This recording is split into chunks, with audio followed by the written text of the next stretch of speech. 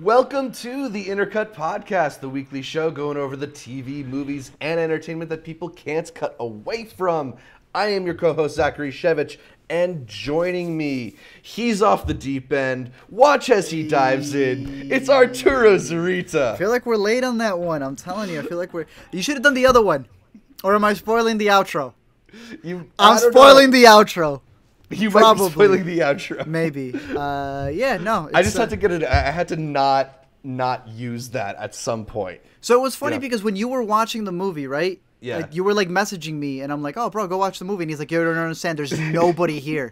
There's like absolutely nobody watching it." Which is funny because I was watching First Man, also texting you. There was nobody in First Man. There's just like nobody watching these big Oscar contenders.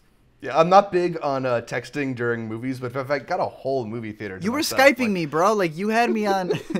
No, I'm just kidding. No, it's exciting to be back. Eventually, we're gonna be face to face because I'm gonna be in New York very soon. Yes, maybe, perhaps. very I don't soon. know. We'll see. But in the meantime, even when we are gonna be face to face, we like bringing in guests. Yes. We are the power of the bringing internet. in an old friend of mine back from the Way Too Indie days. He's a member of the San Francisco Critics Circle who does writing for PopMatters and Den of Geek. Say hello, Bernard Boo. Hey guys, thanks for having me on. Good to see you, Zach. Yeah, man, great to see you. It's always exciting to do these conversations. Bernard and I used to podcast quite a bit back in the day on the IndieCast. Yeah, it's nice to not be in the driver's seat. This is like, I'm relaxing. This is going to be great. Definitely get the legs up a bit. Yeah, definitely an easier job from your position than mine. In a little bit, we're going to talk about Netflix's marvelous future, Black Panther's Oscar hopes, and James Gunn switching teams. But first, we're going to start the show the way we start every week here on the Intercut Podcast with what we are watching. Art, what have you been watching? Well, I got the good one. I'd say most of what I've been watching has been at home, and I saw The Haunting of Hill House. I don't know if you guys have checked it out. Yeah. That's been, it's like the big Netflix one everyone's talking about. He's going to do Dr. Sleep next, so everyone's like super hyped because it's a sequel to The Shining, and this is like, it's a 10-episode series on Netflix that's like a remake of the book. Stephen King came out and said it's dope. Like a bunch of people have come out and said it's dope. That was pretty dope. I liked it. Yeah. It was good. Yeah, it's director Mike Flanagan, the guy who did Hush and Gerald's Game, a couple. And he brought all those actors. He said we're all eating. All of the actors he's worked with are here. Everyone. Yeah, I mean, I'm not a generally huge horror fan. Like, I can appreciate very well done horror when it's out there, but I'm surprised with how much I really, really enjoyed The Haunting of Hill House. I think it's a pretty expertly paced and written show. I love the non-linear aspects of it. I know some people were a little frustrated by that, but I think I love Lost. So yeah, exactly. He specifically had said the part that you said. He made the episode when he was writing it to be bingeable. He said he realized, he saw like the statistics or whatever. People tend to binge 3 episodes at a time, so he wrote it in those fragments. I said, okay, I see you. Very interesting. Yeah, I can't recommend that highly enough. Even for people who are necessarily big horror fans, if you're a little skeptical, there's a lot of craft here. And I think it actually, aside from being a tense, scary story, it has like a good family drama thing that ties it all together. So I'm... And episode 5 and 6, those episodes are crazy. 5 and 6 are insane. But I'll tell you what is even more insane. The other thing that I watched, Suspiria. This one I haven't been able to see yet. It's a no from me, man. No? It's a no from me. I don't. You're not riding with your boy Luca? No. Is that your boy? I don't want him to call me. I don't want him to call me by my name, by my surname, by nothing. This movie was not for me. I cannot get into spoilers when it comes to this thing, but man, and you want to know what's getting to me? As soon as I got out, some people have already seen it. And they're hitting you with that, y'all just don't understand it. This is art house. Bro, I have seen people talk about how this movie is so art house. They're like, Mother's not art house. Mother is for children. Suspiria is true art house film with the accent mark and everything. And I'm like, bro, what you talking about? He's like, there's layers. And I hate when people talk about there's layers. You just don't understand it. There's so many layers. Name me one. Cool, yeah, I'm sure I'll agree with you. But you know, like when people like try to tell you the director achieved what he wanted masterfully. Right. Well, what was he achieving? what he was Can't achieving quite Can't masterfully. quite put your finger on it. Nah, I don't know. It's just not for me, man. No, it's not no. for me. Was it boring? Was it not scary? Just all It's of it didn't work for you? 2.5 hours long. The Yeah. original, or like the original tells you, like in the trailer for the original, they're like, it's 90 minutes. Nah, they're like, they took 3 acts, they made it into 6 acts, an epilogue. There's an after credit scene, Zach. Is this a Marvel movie? There's an after credit scene. Yeah, I was a little surprised. 'Cause I caught up with the original Suspiria. I had never seen it. I saw it a couple weeks ago for the first time, and it's like a sleek, easy to watch 90 minutes. Feels very modern in that way. Not so this one. I'm very curious what Luca did to add that other hour to it. I think there's a lot of like really interesting imagery that I'm very curious to check Like out. Tilda Swinton as a man, yeah. Complete and utter pointless. For those who don't know, Tilda Swinton plays a man for no reason. And they're like pretending that she's not doing it, right? Like Yeah, she's it's not very credited. obvious. Yeah. They told us when we watched them, like when we went in there for the press, it's like it's a secret, but it's not a secret. But it's also not a spoiler because Tilda Swinton plays an old man. She has a prosthetic penis, and I read this in an article. She requested a prosthetic penis because she wanted to be fully in character for this old man. The old man sounds like a woman, but Tilda Swinton also is in the movie as Tilda Swinton. She plays 2 characters. I've heard that she might also be secretly playing a third, but I haven't seen it, so I don't know. It sounds very bizarre. I'm still curious about it. Oh yeah, it's a very curious movie. But yeah, no, it's definitely seemed like the reactions have been extremely divisive. I haven't seen just about anybody saying I thought it was okay. It's pretty much this is completely my shit, or this is like not at all for me. Okay. Sure. Why not?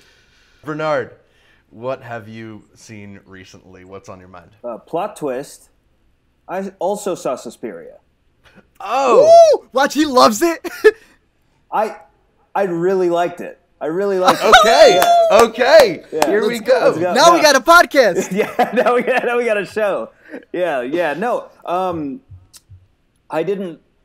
It was in line, like it's a similar type of experience to Mother, where like people ask you what your reaction was to the film, and you want to say I enjoyed it, but enjoy is not the right word, right? Yes. Like I felt like it was like I did not enjoy Mother. It was not an enjoyable film, but I thought it was incredibly well crafted.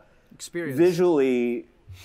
So what struck me most visually, I mean, visually there's like, you could write a novel about like this movie just talking about all the crazy shit they show. Can I cuss on this?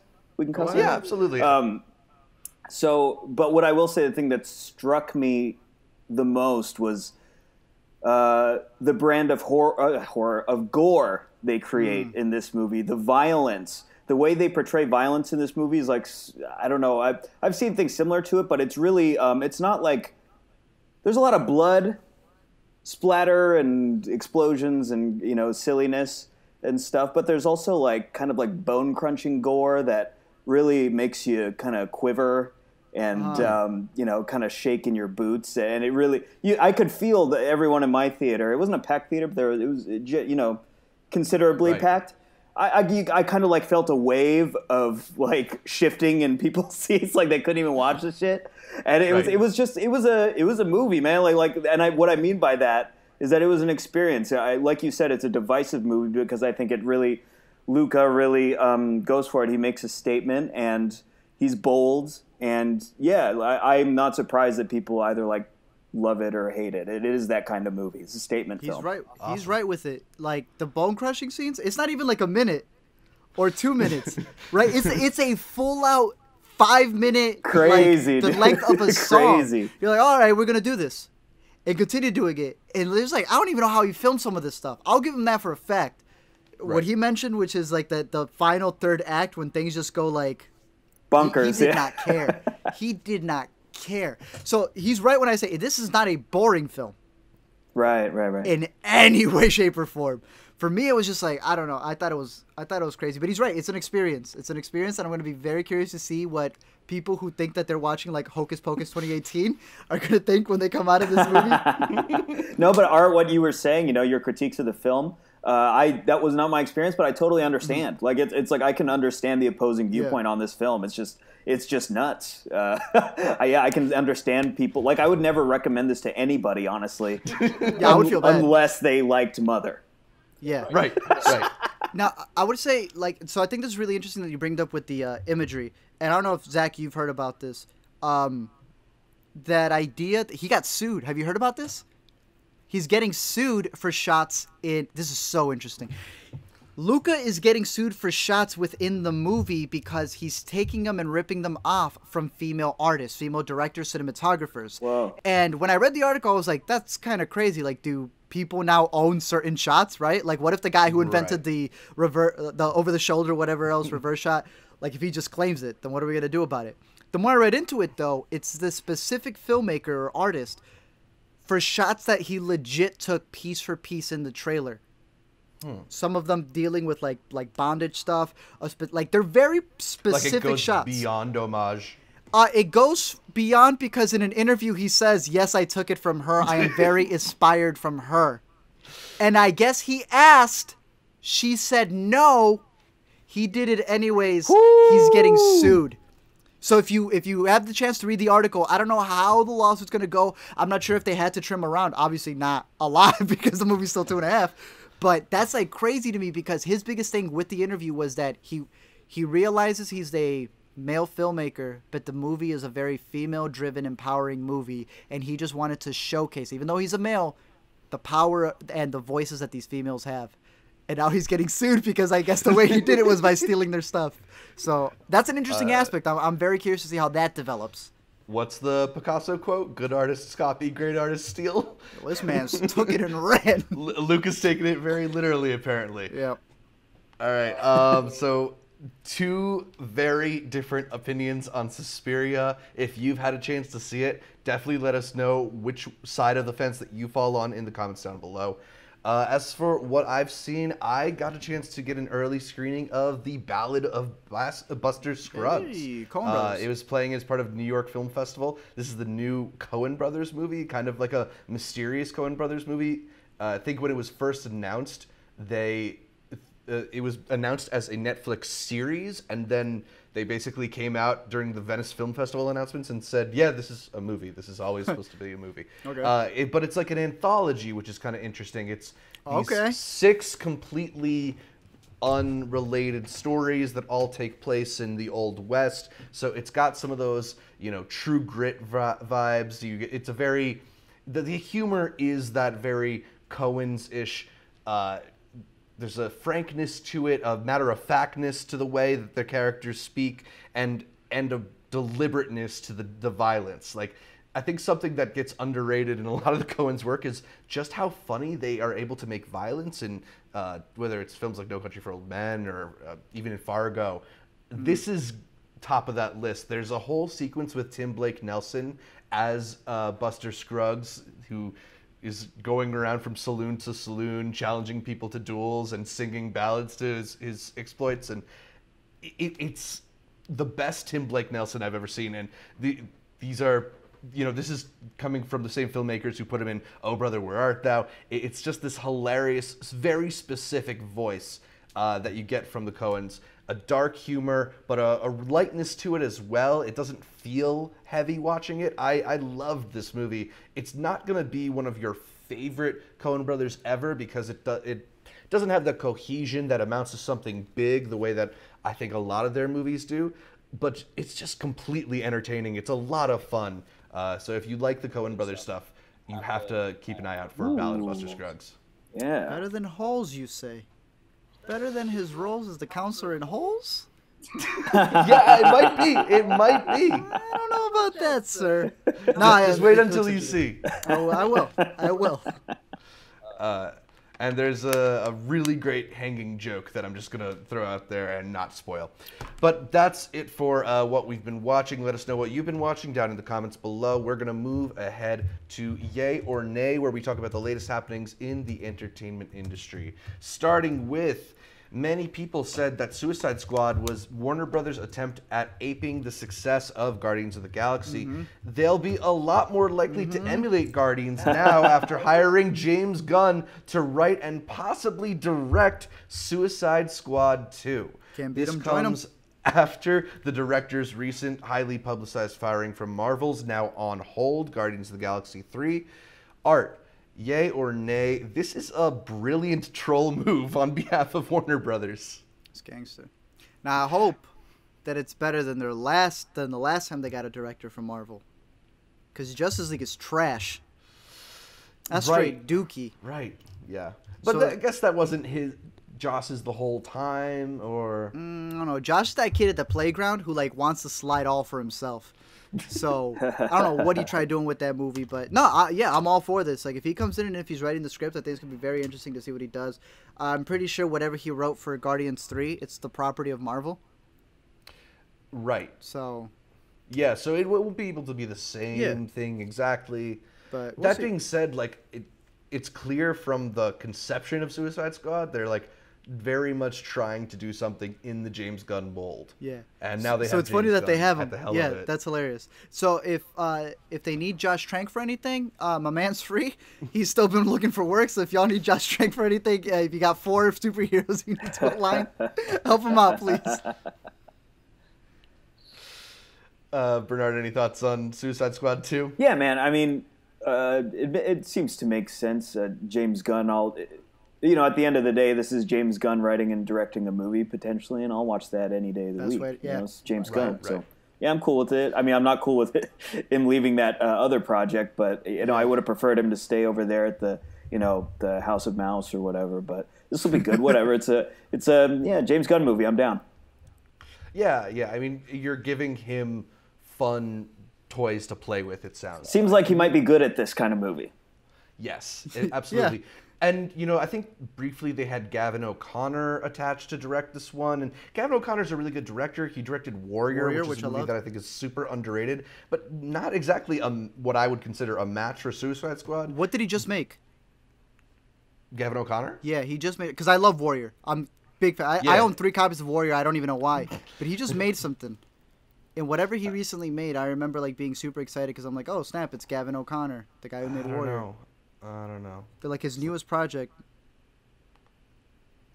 I thought was like just decent. But if y'all He haven't directed the 7 Seconds pilot. I know you liked 7 Seconds. okay, he didn't do a movie. I'm pretty sure he did a movie. He did The Accountant.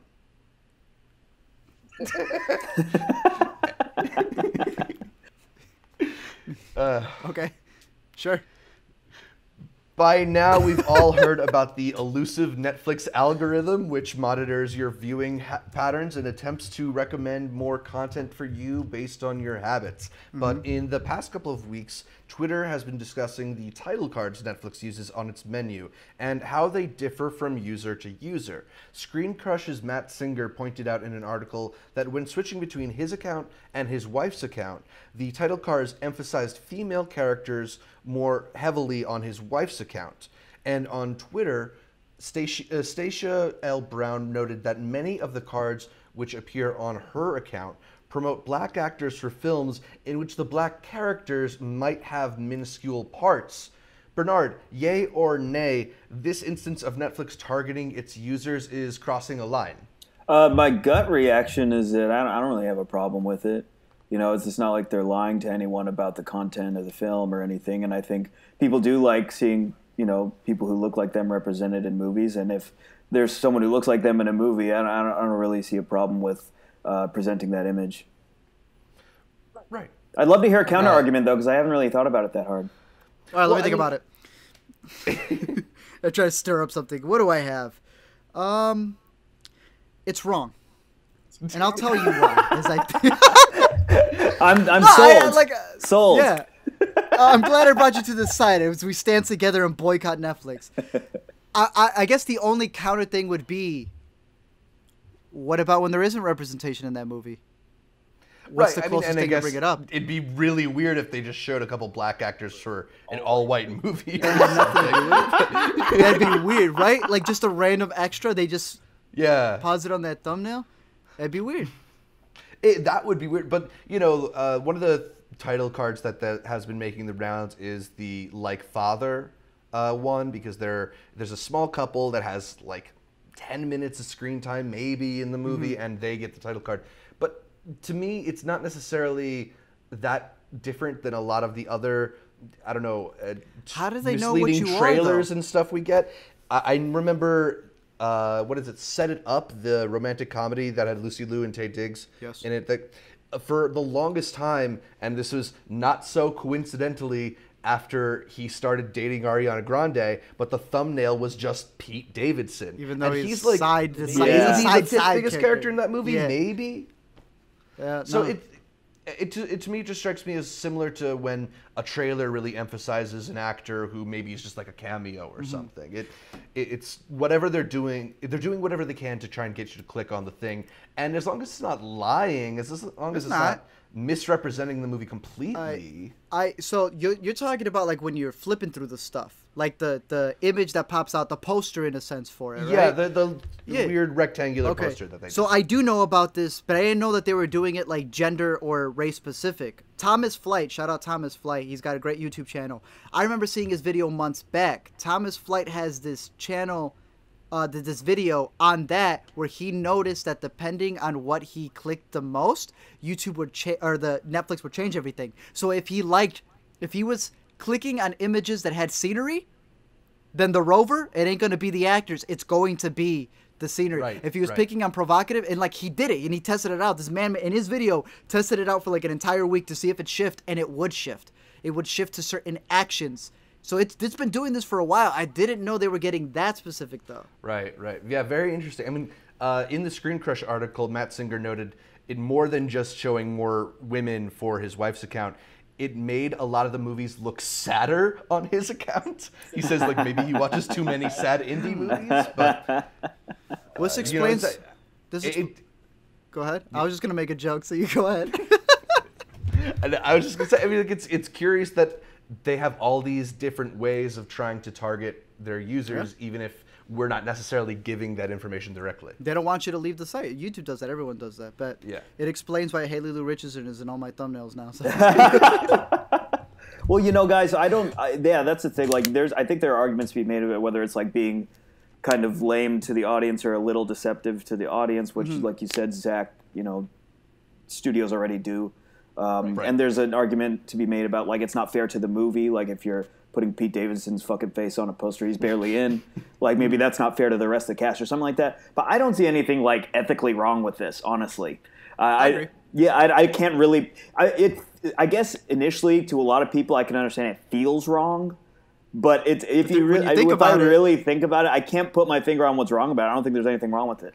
In fact, they're reaching out, trying to make it feel more inclusive. If anything, it's just bad marketing. Worst case scenario, like you said, they put someone on the poster, and then you don't end up clicking on it because they forgot to show you who they marketed for. And maybe it ends up getting people to click on a movie that they wouldn't normally think about clicking on. You know, maybe we'll see. I don't run a streaming service, so I don't know. We are recording this podcast before the Apple keynote, so everything that we're about to say could become extremely irrelevant very soon. Hopefully won't be. Or prophetic. Apple has been quietly working on its own streaming media, ready to compete with the likes of Netflix and Amazon. In the first bits of concrete news that we're getting about the streaming service, the company revealed that Apple shows will stream for free for people with Apple devices, including iPhone users. Additionally, the service will launch its own standalone app sometime early in 2019. And for people who are using the Apple service through an Apple TV, they'll access these shows through the Shows tile and not a standalone app. Art, will Apple's entry into streaming be a game changer? Yeah, I mean, look at how quick they got Apple Music up and running. Right. I mean, they had iTunes, but they got that up quick. And it's like doing similar. I think it might be bigger than Spotify. I'm not sure. But what are they going to show? I know we talked about they have some shows, but yeah, they just announced earlier this week that Steve Carell is joining the Reese Witherspoon, Jennifer Aniston show about a morning show. They have they've got some other stuff in the works. Wow, yeah, that's crazy. You know, I think it'll work if they change the thumbnails to people who look like me. I would be more inclined to click the stuff that they have on there. We've been talking about the Disney one, though. I feel like when the Disney one comes out, that's going to be one that makes a big imprint. I mean, they're canceling a bunch of Disney Netflix shows, so it kind of sounds like they're getting ready for that. As long as it's free, I think it's cool. Yeah, I mean, the fact that it's potentially going to be free for a large chunk of digital people is kind of crazy to me. I think for a lot of people, just the even small amount that you have to pay at first to get onto like Hulu or something is a little bit of an obstacle. You know, there's a lot of people I know who, despite using Netflix for several years, have yet to get their own account. Hey, shut up. Stop. I'm targeted. So just the fact that, all the people I know who have iPhones are already going to have access to these shows, I think is a huge step for Apple trying to make a name for themselves in this market. But yeah, it's interesting to note that this is happening at the same time that we're getting all these developments with the Disney streaming service. I think there were reports about a Warner streaming service that's gonna try launching soon, and they're pulling Friends off of Netflix. Bernard, do you have an iPhone? I sure do, Zach. Hey, look at that. Yeah. I'm proud. You got one of the new ones? Newish. I got the 8 Plus. Okay. 8 Plus. Ooh. It's newer than mine. Is that Face ID? No, I don't like Face ID. Yeah, I don't either. It's too slow. Right? And if you wake up in the middle of the night, there's no light on. You feel like an idiot. You feel very confused and cold and alone. This has been all really relevant. Let's move on to some quick hit news conversations, the rough cuts. We're just going to do short news bits. The era of the Defenders on Netflix may be coming to a close as the streaming giant announced that season 2 of both Luke Cage as well as Iron Fist will be the last ones. That leaves Jessica Jones and Daredevil as the only remaining Marvel superheroes on Netflix. Bernard, yay or nay, Netflix is smart to begin moving away from Marvel. Are they doing Heroes for Hire? I don't know, actually. Some people speculate that they canceled those shows because they want to do Heroes for Hire and combine the shows. Yep. Some people have said that. It's not confirmed or anything, but yeah, I heard the same thing. I wonder if... Well, okay, so I'm not actually a fan of the Netflix Marvel shows. I don't know. It just doesn't appeal to me. I think they're very, really well-made shows and well-crafted and really good by any measure, really, for TV. Yeah. It's just like kind of... When I go to that brand, that Marvel brand, I don't know. It's just like those shows are such a bummer for me. They just bum me out. You know what I mean? So, that's not for me. But, I actually, for fans, I hope that Heroes for Hire is a thing. Mm-hmm.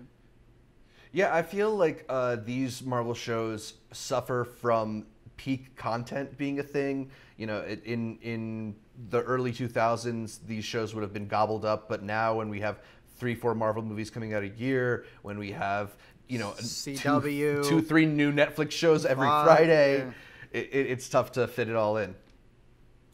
As film studios begin their push for award season, the Disney For Your Consideration page has revealed that Infinity War will only be campaigned for Best Visual Effects, while Black Panther will be pushed for awards across the board, including in major categories like Best Picture, Best Director, and Best Actor. Art, yay or nay, Disney is snubbing Infinity War with this decision. They're playing politics. Yes. I think it's also Infinity War is part 1. They're gonna get another chance at the bat with Infinity War. Oh, they're gonna Lord of the Rings it? Yeah. Return of the Thanos? I mean, Return of the King does set a potentially interesting precedent for Infinity War to try and follow. It's gonna sweep? We got Titanic? I don't think it's gonna sweep, but I think it has a chance. All About Eve? Infinity War. I mean, sure. Who's the actor? Do you know the actor off the top? For Best Actor, Boseman. Oh. Yeah. No, Sure. This is the thing, though. Okay. This is the I would've gone early Michael. stages of the For Your Consideration campaign where they list just about everybody. I think they have 4 different people competing for supporting actor or something like that. So you would know more about this than I do. Do they have a limit? No, Then you're why allowed to not? campaign as many people as Then you shoot your potentially shot. want. It's just the idea that like you don't want to spread your resources too thin or have people paying attention to the wrong things.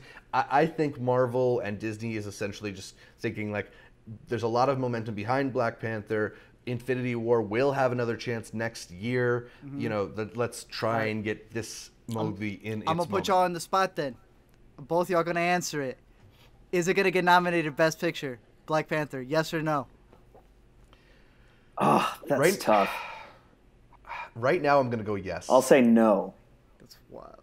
Now I'm not saying what you guys want to, but I don't do you think it will? think those people will That's put gonna that be movie crazy in that on category. Twitter. Whether it is or whether it isn't, it's gonna be a crazy day on Twitter. Yeah, absolutely. Katie Holmes, who hasn't had a starring role in a film for 10 years, has signed on to play the lead in the sequel to the horror movie The Boy. Art, is this a bigger sign of the growth of horror or a bigger sign of the demise of Katie Holmes? Pass it in. I'm good. I'm tripping. What is The Boy? What is that? Bernard, you don't know the classic The Boy? The Boy? The Boy. Is that a January classic? horror classic. It's January dumping ground horror Okay. movie about Okay. a boy who's just this doll, but it does crazy things around the house, but it's just a doll. That sounds And familiar. I don't want to spoil the twist for those who haven't seen it. Laura from The Walking Dead. What's her name from The Walking Dead? Oh, Maggie, right? Maggie from The Walking Dead. She was in it. Yeah. Why is there a It's sequel on to this? Netflix. Oh, I'm I don't know, I'm running right when we're done recording. I'm running. I don't know. I feel this is like kind of interesting because like we've seen how these franchised horror movies kind of get bigger along as they go along. How we kind of get like, you know, an experimental first Purge, and now we're getting all these Purge sequels where it's not so much of like a bad career choice for some people to take. I don't know. I just think it's interesting that we're getting this type Boy of 2. career path. The Boy again. Two Boy, Two Furious. For Oscars 2020. All right, that's it for Yay or Nay. Those are our news topics for the week. Let us know what you think in the comments down below, and let us know if there's anything that we should cover on another show. We're going to get to our topic of the week, and with November right here approaching, we are going to talk about Oscars. It's fully awards season at the movies. There's a lot of really prestigious stuff coming out with the fall film festivals now pretty much over, and movies lining up their chances to get nominated for the big awards. We have movies like First Man and A Star is Born in theaters, movies like If Beale Street Could Talk and Vice on the way. I wanted to ask the both of you if there's any movies that you feel already have staked a claim as frontrunners in this year's Oscar season. Art, you want to get us started? Sure. I think Star is Born for the music categories and such. Black Panther, obviously, because it's going to sweep. I'm trying to think specifically for acting. I feel like one of the most interesting races to watch is the Best Actress. I feel like there's some crazy amount. Obviously, I'm still rooting for Hereditary and my girl Toni Collette, but Lady Gaga. Right. Like people going mad hard for her as well, so I think it's gonna be like a very interesting race. I'm gonna be very curious to see if they go 1 for 1. You know what I mean? As they lead up to the Oscars and see who takes it. In terms of movie, I don't know. Yeah, I don't know if you guys have a specific one. Bernard, has anything been jumping out to you so far into the movie season? Yeah, I mean, for me personally, or like what I think is going to do well. Yeah, more so what you think is going to do well. Yeah, like Star is Born for sure. I actually think like Lady Gaga's getting that fucking award, dude. Because I just try to put myself in the Academy members' shoes and knowing like what they do, and I can just imagine them envisioning her getting an award on that stage. Like they want to see that subconsciously, you know, because they can picture it. You can. She's meant to. That girl is born to receive awards. Like look at her. She looks like a trophy. Right. I didn't mean it that way. I did not mean it that way. But she's gorgeous. She's ravishing. I don't know. I think they're gonna think that way because I don't know. It's kind of dumb that way. But I think their First Man will probably do well in a bunch of nominations. Just speaking to the Lady Gaga thing, I think there is a well-documented ingenue thing at the Oscars where it's like, oh, this is the new actress, and even though Lady Gaga's not necessarily a new property, it's her coming into movies and doing this, the way that Jennifer Hudson 10 years ago just came in and took the supporting actress for Dreamgirls. I think a really big performance in a musical like this where she does more than just sing really well. I think she's giving a really great performance. She was all right, yeah.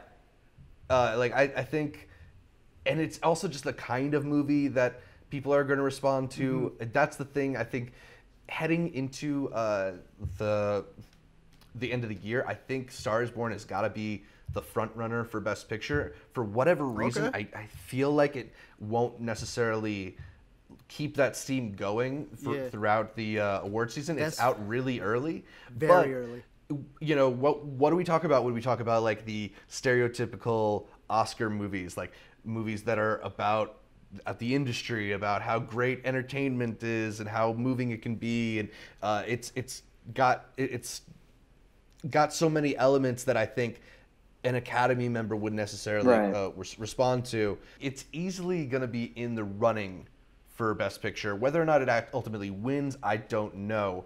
There's other movies though.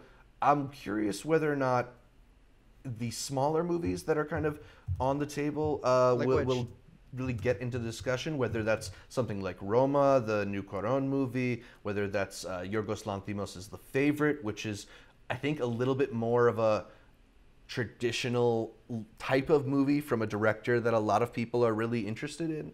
And this is a movie that I haven't seen. I know Art saw, but something even like Green Book could potentially get there. It ended up taking home the audience award at TIFF, which is traditionally a sign of its strength heading into the Oscar season. Green Book is that one movie that makes it to the Oscars just because all the audience members and everyone thinks it's a happy movie. There's no reason for it to really be there. It kind of seems like the Hidden Figures slot or something. That's exactly what that's exactly what Green Book is. And I like Green Book, but it's you cool, you my boy, but Green Book, you're not an Oscar contender. Yeah. Come on now. And I've said this. Mahershala Ali literally has a scene in the movie where they just stop the car to go so he can perform in the rain. He gets off the car, says his line in the rain, and then he isn't forced back in the car. He got out of the car just to get back into the car. He said his line. You see it in the trailer. And I'm like, all right, you wanted your Oscar bit. Yeah, but it just looks more dramatic that way. You brought up a good point when you brought up Roma. Do you think, or which movie do you think is going to be the streaming one that finds its way in? Right, because we have yet to see a movie that really goes from a streaming platform all the way to Best Picture. Amazon did help release Manchester by the Sea, but it got a more traditional theatrical release. There are rumors that Roma and maybe some other Netflix movies will get some kind of theatrical release, but it seems pretty likely that it will end up on Netflix before the Oscars. I feel like that's definitely got a better chance than something like what I brought up earlier, Ballad of Buster Scruggs, or I know Netflix was hoping 22 July, the new Paul Greengrass movie, would potentially be in the running. I think there's just an obvious artistry going on in Roma that's going to be hard to deny. As much as I liked a lot of movies that have shown up on Netflix, I don't know if I would say that any of them have been quite so breathtaking on a technical level as Roma was. So, and you're also talking about coming from Cuarón, who is proven to be successful in these circles, whether it's winning for Gravity or... So he's already in almost, depending on who's casting their vote. Yeah. So I saw you both kind of cringe a little when I said that Star is Born is the front runner. Do you feel like that one's getting overrated as we head into... Not by a ton. Not by a ton. Just a little overrated. It's just Yeah. bogus to just dismiss Kevin Hart's Night School like that. I don't understand. No, I agree with you. I guess my thing is this. Is there not a rule? Can you award a second A Star is Born? How's that fair? I think there's actually what is the movie that There's got to be a clause. no there's been like one movie I believe where the original True Grit where the original and the remake won the actor or best actor. So we've seen this sometimes. Oh no, man. Oh no. I know it's been I'm well just over 50 heavy years. with True but- Grit references today. Oh no. Oh yeah, you had the True Grit in the bag. Oh no. That's just it's a little weird for me. But it's they're such different movies. They are such different movies, but I mean, yeah, you make a great point.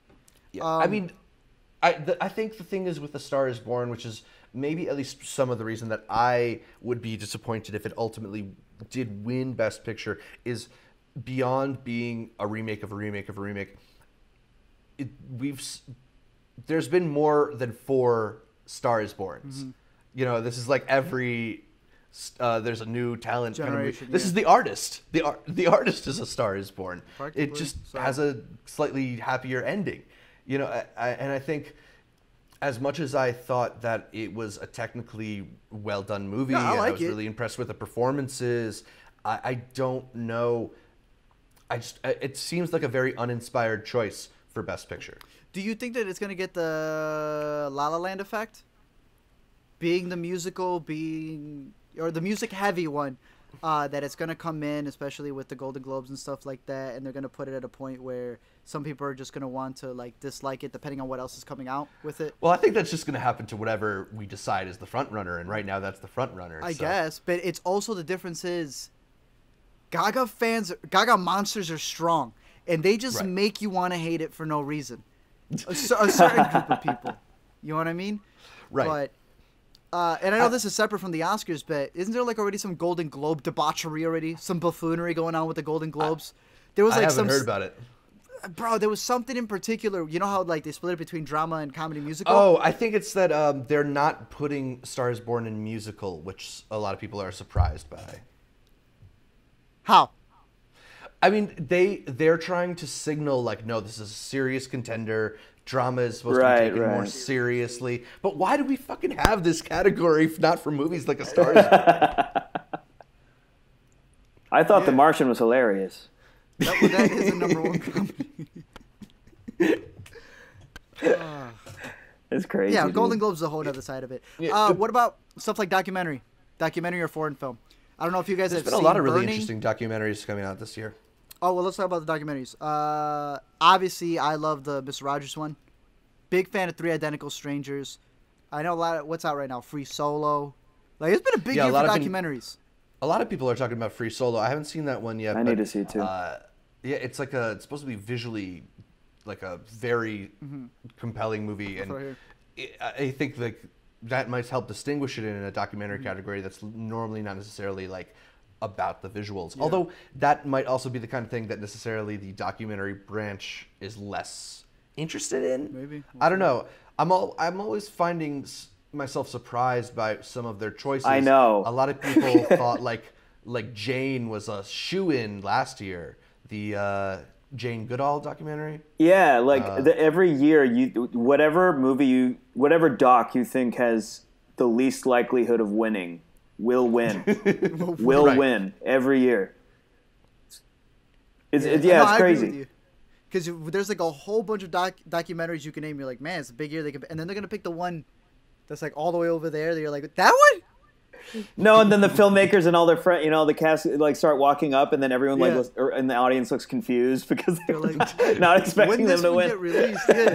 They're the ones who walk up from the way back in the auditorium. You got a zip line down from the balcony. Oh yeah, no, that's gonna be crazy. I got another one that does the same thing.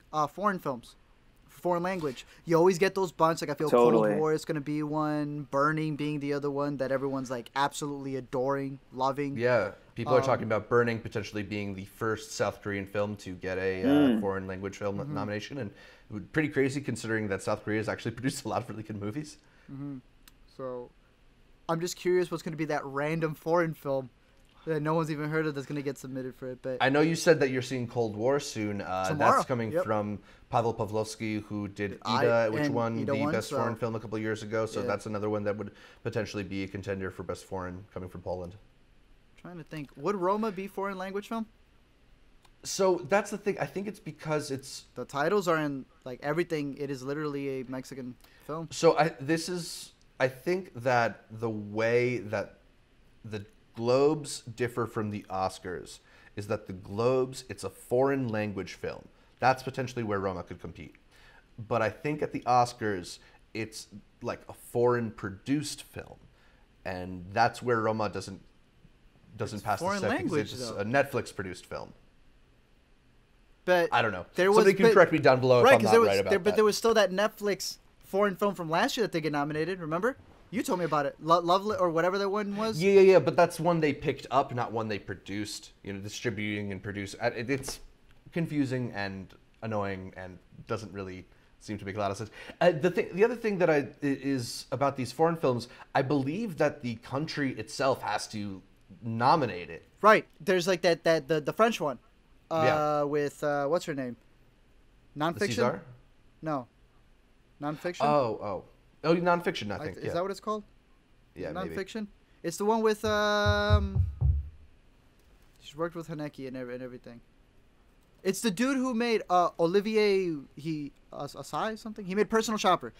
That dude. Oh yeah, Assayas. Yeah. So he's got that movie, and pretty much the French people said, "Nah, we ain't submitting it." And he's like, "What the heck? This is like my best movie." They're like, "Nah, we're good." It was like, "Why?" He's like, "Because you don't got it in the theater." And I was like, "Is this the same people from Cannes? Like, what's going on here?" They legit told him no. Like, it's a part of the Wikipedia page too. France screwed this movie over. Like, they just straight up said we're not submitting it. So it's a great point that you make, because it's like the country itself has to decide yes or no. Right, which is interesting when it comes to other films. Like, I know a movie that made a lot of noise this year at Cannes was Rafiki, which I want to say came from Kenya. Yeah, it's an African film. Rafiki? A story. Was Yeah. that this year? Yeah. I am tripping. I thought it was like from 2 years ago. Unless I'm wrong, Dang. but I'm pretty sure that No, was this you're year. right. You're right. I'm crazy Yeah. right now. But like that's a film that's about a lesbian couple that's in a country where the homosexual relationships are outlawed. So Oh, they're not. Does That that- didn't get to the board at all. right. It's That's confusing crazy. when it comes to certain Interesting. situations like that. I wanted to ask you both if there's any movies that came out earlier this year that you don't necessarily think will get into the Oscar discussion that you hope maybe by some chance maybe they'll pick up like a Gotham Award nomination or something like that. I know for me, I'm really hoping that we don't forget about Bo Burnham and 8th Grade. I thought that the movie's really well written. It's so precise in its observations of adolescence and awkwardness and insecurity. I thought Elsie Fisher is just remarkable in the lead role, although I understand she's probably not going to get nominated. It's not the type of role that traditionally gets nominated for a lot of awards. Yep. I do think that Bo's script has a potential shot of getting into the Best Original Screenplay category, either that or I'd love to see Sorry to Bother You sneaking into screenplay. I have three. I don't know, Bernard, if you want to go first. No, go ahead, Art.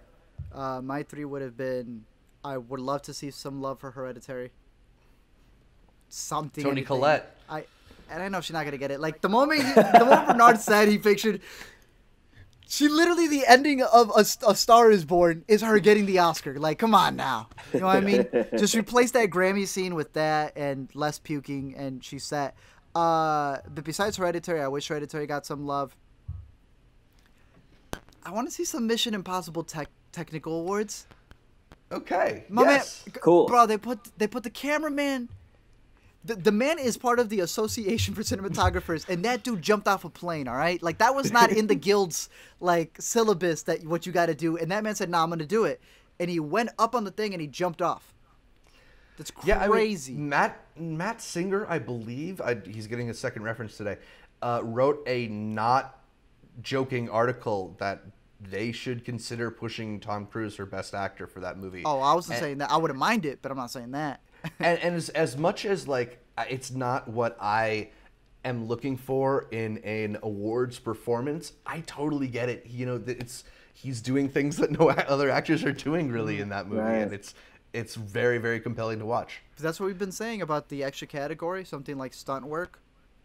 We talked about like casting and stuff. Yeah. I think this is a movie that the stunt work should be like, I don't know, acknowledged in some sense, even if it's just a nomination. Oh God, I mean, I think for, you know, since I started writing about film, I've kind of evangelized for actors who act with their bodies and tell stories with their bodies, not just their face or whatever, and Yes. yelling and makeup. I mean, you know, what's up with, you know, these people don't know about Charlie Chaplin, Buster Keaton. Come on, Jackie Chan. Right. Like these guys are some of the greatest storytellers that ever lived.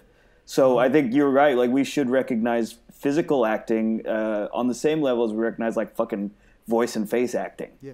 Give my Absolutely. boy Iko Uwais a nomination immediately. Yeah, man. Any of the movies, y'all pick them. Have y'all seen? No, I'm gonna save it. I'm gonna save it. I'm gonna save it for the end. Bernard, any movies from 2018 that you're hoping the Oscars don't forget about, or maybe just in your ideal Oscars they would get a nomination? Yeah, man. You know, the first two you guys already mentioned, Hereditary. I'm just a huge fan of that film on a lot of levels, actually. Toni Collette's Ari Aster, the director of that one. Yeah. She's stunning, Toni Collette, and that movie's so cinematic and rich, and it yeah, is. you could. It's like it rewards, I think, multiple views. And then, Sorry to Bother You. Like I've never seen another movie that actually feels like Oakland more than that movie. I'm from the Bay Area, so like that movie feels like it's obviously, if you've seen it, it's fantastical and kind of abstract and Yeah, trippy. it's got a magical realist element. Exactly, but the surrealism actually reflects Oakland better than like just shooting Oakland would. It feels like Oakland. And then my third one, there's this movie called Destroyer coming out. Have you guys heard of that? Hey, Nicole Kidman. Yeah, Nicole Kidman is the star of that one, right? Nicole Kidman is the shit in that movie. She's so good. That movie's pretty good, but her performance, like that's one of the best Nicole Kidman performances I ever seen. Very cool, very cool. We'll have to keep an eye out for that one. Another one that I wanted to mention, I've seen that it is kind of in the discussion. I'm surprised that it's sticking around, but Black Klansman, I was a big fan of it. I think that, you know, ultimately we're talking about like maybe this is a little bit of like a career achievement award for Spike, considering that I don't think he's ever been nominated for Best Director or had a movie nominated for That's Best a Picture. crock. What a crock. Yeah. It's crazy. You know, this is certainly not one of my favorite Spike Lee movies, but I think it's a really vital one, maybe his most vital one in many years. So I would be very happy to see him collect some kind of reward or just some acknowledgement for his work in Black Klansman. I think the acting also in the movie, I thought John David Washington is one of my favorite lead performances that I've seen all year still. That's awesome. I still need to catch that one. Yeah, that's crazy that he's never. You said he never got nominated? I think he's been nominated for documentary and for screenplay. Tripping. Never for director or picture. What? Yeah. Really? Hard to believe. Have you Hard guys to not believe. heard of this man? Have you not heard of this man? Do you know who he is? Joints and joints and joints and joints and joints. Are there any movies, you mentioned you haven't had a chance to see that one yet, but are there any other movies that maybe haven't come out yet that you're excited to see that would potentially change your opinion of the Oscar race? I know for me, I'm a big fan of Adam McKay. I like The Big Short. That's way what I was more going to than I say. expected I'm with to. you. Yeah. Yeah, Vice. Yeah. Vice is on the horizon. We got Christian Bale beefing up to be Dick Cheney. Beefing up. Yeah. You got Sam Rockwell as George Bush, Amy Adams as Laura Cheney. Forget his wife's name. But I think, you know, considering the way that The Big Short hit, I would not be surprised if Vice was a game changer whenever it comes out. I know you mentioned. I know you've seen Widows. Like, do you think that might change the game a little bit once that comes out? Have you seen the projections? For what? For the Twitter weather map? No. People have been saying there's going to be one thing that unites Twitter. Widows. that film Twitter will have one day of unification when Widows comes out. And I thought about that because the tweet was getting a little bit of traction. I said, huh. And I've yet to see anyone really complain about it. Yeah, I don't think I've seen a negative review of Widows. So I'm very curious to see when that comes out, if we can all finally love each other. Until someone says something about The Last Jedi and then we go back into a frenzy. But I think that there's definitely potential for it to get nominated but not win anything, I guess. Right. Maybe Right. screenplay? Yeah, it could Boy. be one of those movies that is like very solid and gets a few nominations, but maybe isn't spectacular enough in any one category. Kind of, yeah. Like I don't see Viola Davis outing any of the ones that we have mentioned, but I could definitely see her being the nomination, and Viola Davis just shows up to be like, all right, cool. I think it was American Hustle a few years ago that got like 10 nominations and ended up not winning any of them. Yeah. Like I could totally see that being Widow's fate. How can you forget 3-6 Mafia getting their award? 3-6 Mafia went up there and won it for Hustle and Flow. How dare you, sir? That is one of the most iconic award acceptance speeches ever. American Hustle. Oh, you said American Hustle, my bad. I don't know why I thought Hustle and Flow. I said I don't remember that. I don't remember them. My bad. I say stop that. I don't know why I just thought of 3-6 Mafia. I was tweaking. I was like, you better put some respect on Juicy J's name right now.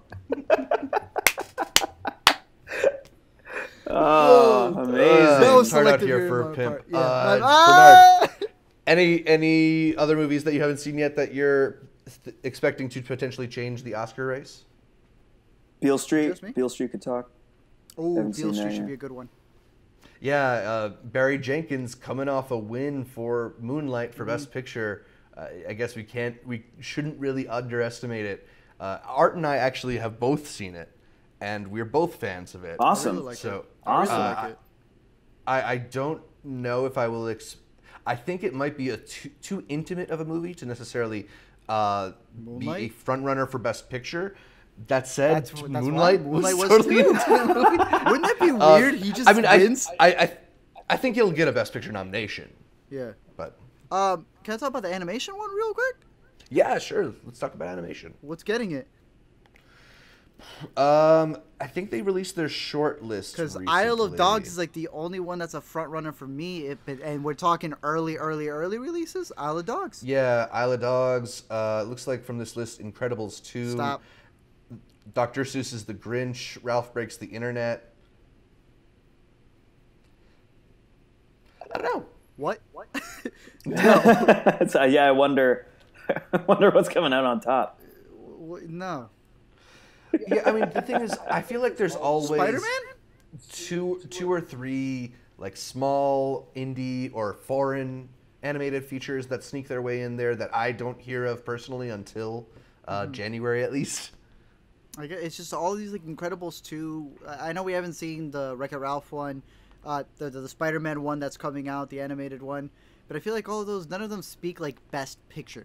None of them's a Toy Story or a Coco or a even whenever DreamWorks gets theirs. So, right. Fantastic Mr. Fox didn't win, right? Sorry? Fantastic Mr. Fox, did that win or no? No. I remember being disappointed that. No, actually, that was the Toy Story 3 year, so that was kind of hard to. Oh, okay. Yeah. That's not yeah. Didn't lose to like Surf's Up or something, then I guess. Right. What was Annihilation this year? Yes. Yeah. Let's talk about it. I love that movie, dude. All right, because I recently have been hearing a lot of Annihilation hate from some fellow YouTubers. Really? Shout out to them if they're watching, but y'all wrong about that Annihilation hate. They were tweaking. They said the movie was boring and something else. I was like, nah. Boring? That's it. There's layers to it. You guys just don't get the message the director was going for. Strong. And that message he delivered well. I could totally see, I'd love to see it in production design. Like, that's the kind of movie that probably would never be considered for something like production design, but totally should. Yeah, The House. They created The House. No spoilers on it, but yeah. Or Tessa Thompson turning into flowers. Spoiler, I guess. Any other last thoughts on the Oscar season before we head into our new to see? Nope. Awesome. I'm joking. I know, but yeah. All right, so yeah, those are the front runners and underrated movies that we're thinking of that will be on people's tongues for Oscar season this year. Make sure you tune into Intercut throughout the next couple months as we get closer and closer to the Oscars. We'll talk about them more and in more detail. Let us know your thoughts on the topic of the week and what movies you think should compete for Oscars in the comments down below.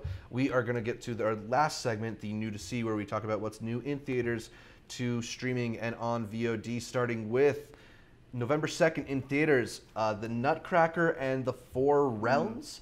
We talked about this a few months ago. This is the movie that is like co-directed by Lasse Hallström and Joe Johnston because Lasse didn't get to do the reshoots on it. Yeah. Just kind of interesting. I don't know. I'm curious at least how that will end up. It's not the only movie coming out this week with two directors, though. Bohemian Rhapsody, the movie that Bryan Singer got fired off of, starring Rami Malek as Freddie Mercury, that one is out this weekend as well. And Nobody's Fool is the other movie out in wide release this weekend. Yes. Well, Suspiria, I believe, also goes wider. Which does? Suspiria.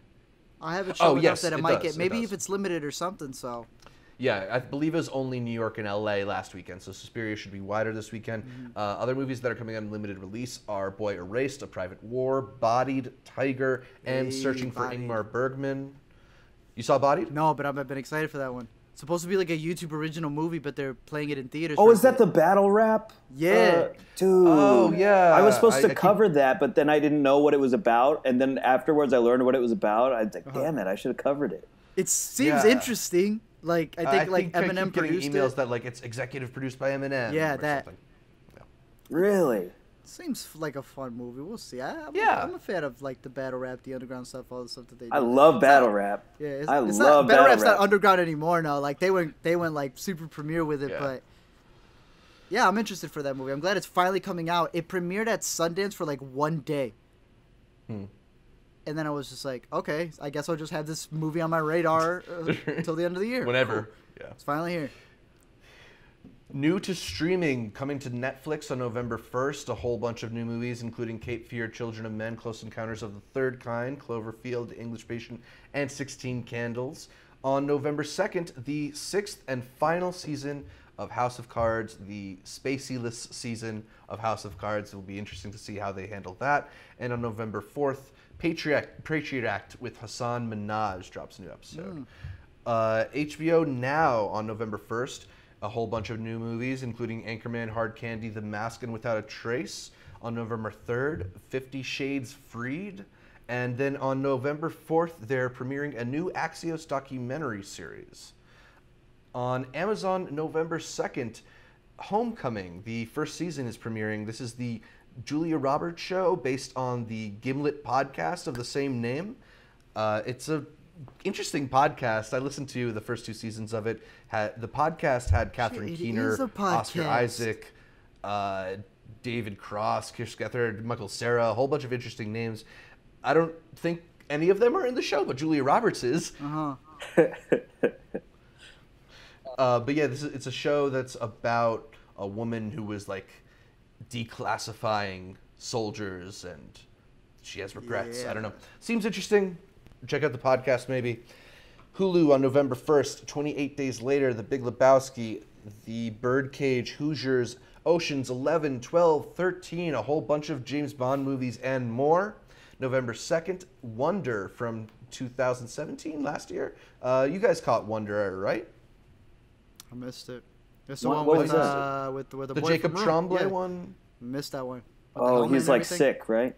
Yeah. Yeah. I didn't see it. Fascinating. Was relying on you guys for it. And then November 3rd, Kick-Ass is on Hulu. I've seen that one. I forgot about Kick-Ass, man. Yeah, That's great a good movie. So That's did one of my favorite. So did superhero everyone else. movies. They haven't continued it. Damn. Yeah, I think we talked about it a few weeks ago. Mark Millar is trying to make another one, but we'll see. New to VOD on November 6th, Papillon, Destination Wedding, Death House, The Incredibles 2, Christopher Robin, and Black Klansman. That is what's coming out this week. But for our picks of the week, let's start with Art. What is your pick? So pretty much everything I have is for the most part at home, but I do have one now that it's getting a wider release. Mid-90s. We did our whole after credits and everything on it. Yeah. I love it. I think it's great. Go check it out. Mid-90s. I made a whole video about it because I've already seen some reactions to it. Letterboxd hates it. Really? I thought it was going to be Twitter that hates it the most, but I guess Letterboxd is a bit more vocal since they're able to rate it.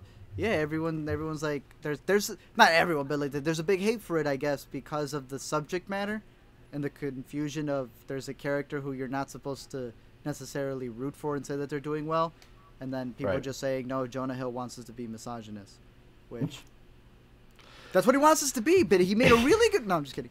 I would recommend Mid-90s. I think the score is fantastic. The soundtrack's fantastic. The score is incredible. But if it's not playing near you, or you just don't want to watch it, freak yourself out at home with The Haunting of Hill House, or even better, my topic of the week. Your boy Iko Uwai's got a new movie out on Netflix, and this thing is freaking insane. Gareth Evans or Edwards? I always mix them up. Evans. Whichever one did the raid. One of the Gareth boys. Right. Yeah. He made a movie called Apostle. Yeah. It was cool. It was all right. It was fine. I was rushing out to see it, and it's at home. But this one, I'd rush out to see it if I could pick it up. It's called The Night Comes For Us, or Night Comes For Us. It's on Netflix. Iko Uwai's in it. Mad Dog is in it from the Raid movies. They bring up like all the choreographers. Bro, this thing is insane. This is the first time I have been saying I will fully say it. This is finally this is the Raid 3. Woo! This movie is crazy. I am not sugarcoating this in any way, shape, or form. Very cool. Very cool. Go watch it. It's on Netflix. Bernard, what are your picks for the week? Man, Art got me hyped up with that. Raid 3's out. They dropped Raid 3. I'm down, dude. I wasn't really prepared for this when we started this podcast, so I'll just shit out a couple things here. Joel Edgerton's got a new movie coming out, Boy Erased. Yeah, I want to see that one. Which is like, it's not a great movie, but it's really sincere. It's based on a true story of this now journalist who kind of survived gay conversion camp. He grew up in a really kind of Christian home, and his parents, it was a really fraught relationship with his father and stuff. And the movie is, like I said, it's not terrific, but I think the sentiment is genuine. It's sincere. And Joel Edgerton, I think, is proving to be a pretty adept, filmmaker. I think he's improving kind of with his technique over The Gift, which was I think was his last movie, or did he make one in between? I believe it was his last movie. I could be wrong though. Yeah, he seems to be getting sharper as a filmmaker. Yeah. He's not razor sharp yet, but I like that movie. And then I will say to people who have not seen Suspiria, like if you go into Suspiria, I would say that this is a movie that's steeped in mood and atmosphere and feeling, and it's really like you're gonna miss stuff, and stuff's not gonna make any sense. And I don't know if it's supposed to or not, but I would say go into it like you go into like a David Lynch movie, where it's all just about kind of living in the moment and how the colors affect your emotions and shit like that. If you're into that art house bullshit, but I'm totally into it, dude. Like Suspiria made me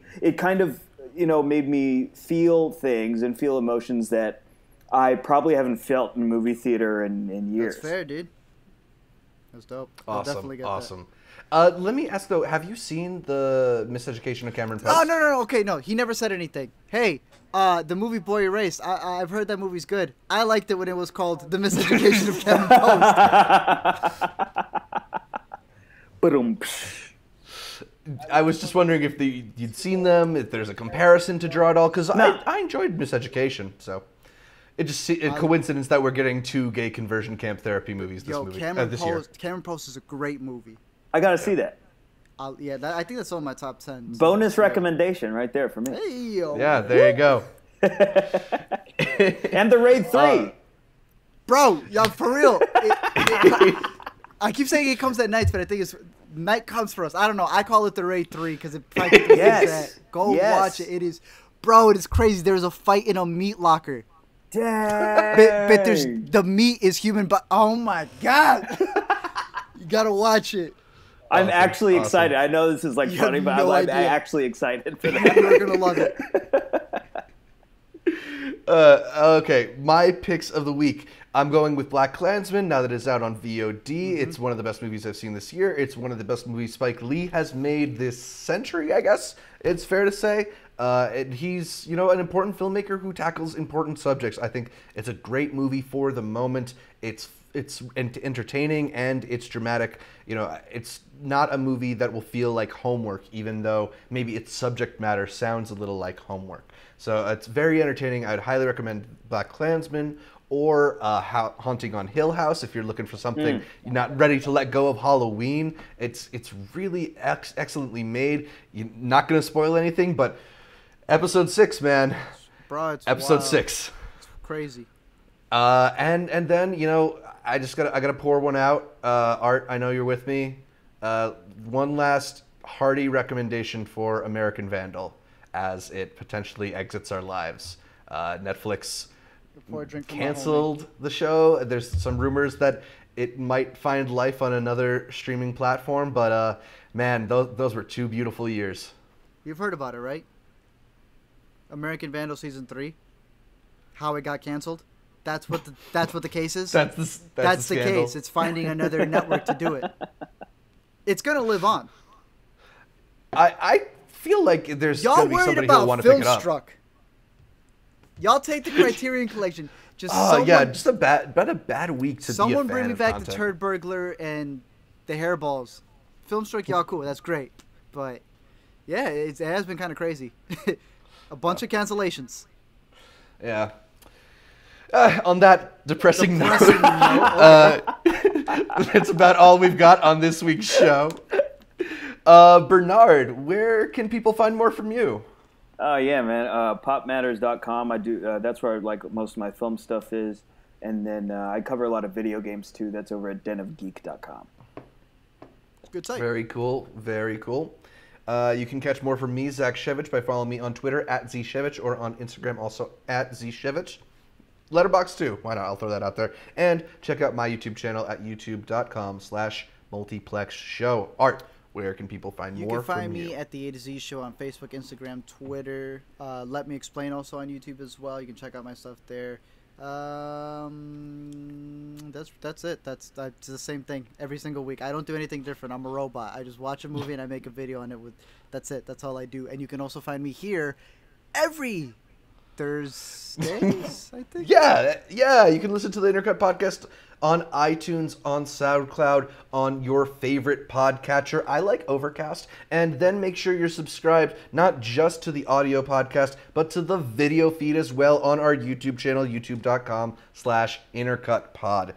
You'll find new episodes with our bright, smiling faces dropping every Thursday on the channel. So please leave us a comment, like the video.